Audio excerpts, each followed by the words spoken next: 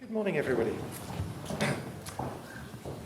What is geography? Who are the geographers, and why do they choose to study geography? Even though geography is all around us, it's everywhere, as subject professionals, we've not always been that good at communicating the value of our discipline. How might we improve on this situation? Well, the RSGS's Education Committee has been investigating who studies geography and why they choose to study geography in Scottish secondary and tertiary education. It's a project that's called the Geography of Geographical Education in Scotland. And the first of its publications has now appeared in the Scottish Geographical Journal and also in the Geographer in late 2022, with more to come this year.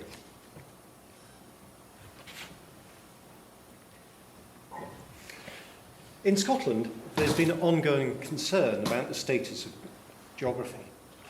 Since before the millennium, teachers have seen declines in the numbers of pupils studying geography in schools at all levels. But actually, there's now some good news in that since the year ending 2019, there's been sustained signs of recovery in geography entries to public examinations.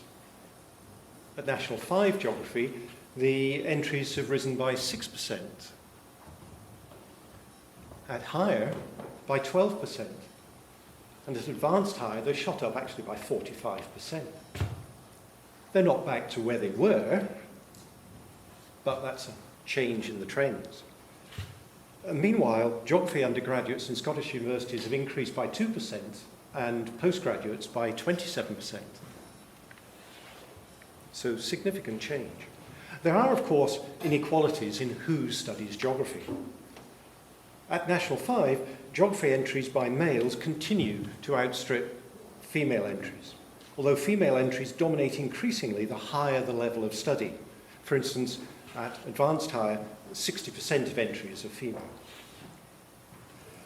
Entries for geography at all three examined stages in Scottish schools show a clear increase with less deprivation. And geography students studying in Scottish universities are also less likely to come from more deprived backgrounds. And there are also, and very important, clear spatial contrasts between Scottish regions in geography entry trends and pupil attainments. Some regions have consistently succeeded with geography, but others much less so.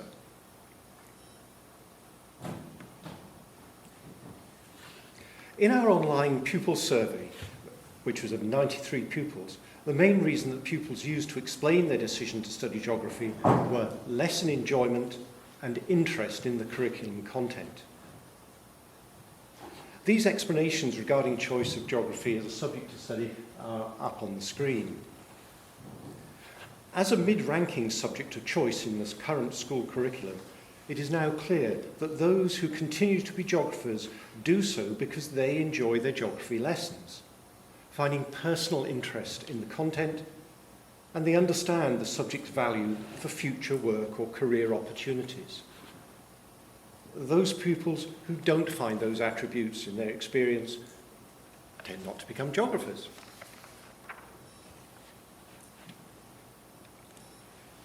Taken together, there are clearly many challenges ahead for professional geographers to grow the subject's profile and the numbers studying it. I would suggest that the onus is on geography curriculum makers at national and local levels and on individual teachers in schools to rethink what is studied and how it is studied, to raise the likelihood that these attributes will be experienced by more pupils. This means teaching methods for geographical content in secondary and primary education need to be engaging at all times, finding new ways of teaching the curriculum.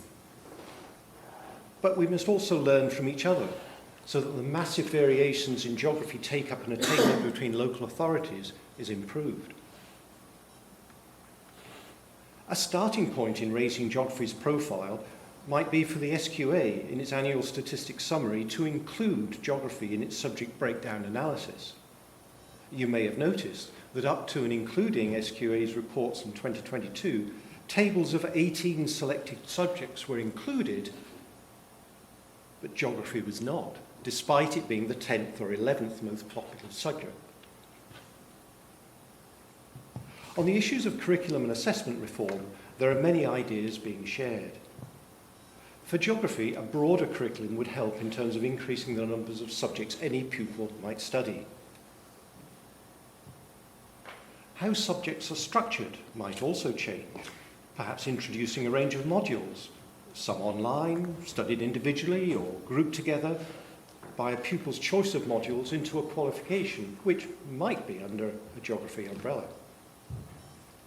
Such modules as biodiversity, climate change, sustainability are likely to have particular appeal to young people, and the diet offered in the curriculum with modules might be more open to change than with just subjects. Beyond all of this, though, there is an urgent need to help pupils and the public to become more aware of how geographical study and skills are valued across a broad range of jobs and careers. Areas to focus on, I would suggest, go beyond the traditional ones, including geographical information systems, data collection, databases, fieldwork, drones, satellites, in everything from transport or water management to engineering, building, land, or agricultural management to environmental monitoring of all kinds. And of course, this includes data handling skills, digital mapping, project management reporting, and evidence-led decision-making. So at present, the political eye in Scotland is not really on geography, despite the major role it could play in educating about many of the major issues that affect everybody.